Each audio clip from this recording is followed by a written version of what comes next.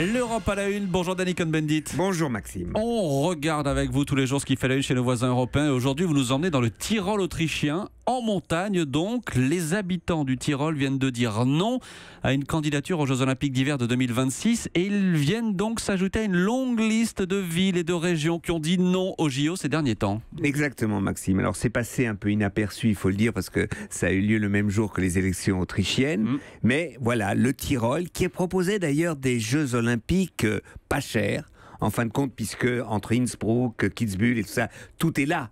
Donc ils n'avaient pas à construire énormément. La vice-première ministre du Tyrol est écolo, donc c'était un truc très écolo.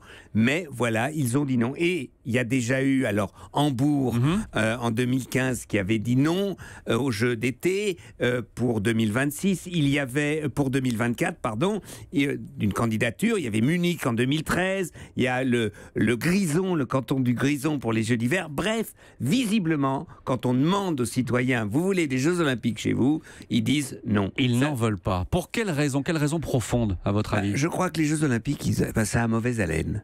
Parce que y a la corruption et plus on en apprend, ça coûte très cher, ça rapporte rien, ça embête tout le monde parce qu'il y a des tas de gens qui viennent. Bref, les régions touristiques disent l'investissement ne vaut pas le coup et en général, on trouve que ce genre de jeu, c'est de la corruption organisée, donc on n'en veut pas chez nous. Et je crois que c'est la raison. Tout ça vous inquiète pour les JO de 2024 à Paris? Là, la décision est déjà prise, on les aura, les JO. Oui, et d'ailleurs, il y a eu un débat s'il faut un référendum ou pas. Je ne sais pas si les Parisiens auraient dit oui.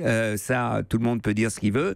Mais ce qui est sûr, c'est que si Paris ne tient pas les sommes prétendues, son budget, et si les Jeux n'ont pas des retombées à moyen et long terme, eh bien, s'ajoutera une déception aux déceptions après le Brésil, après toute l'organisation des Jeux, et ça fait que ça sera de plus en plus difficile d'organiser des Jeux Olympiques et que les citoyens de plus en plus diront non. Bon, pour l'instant, les JO de 2024, on les a, on les garde. Merci Danny Cohn-Bendit, l'Europe à la une. À demain, Danny. À demain, Maxime. Ciao. Europe 1.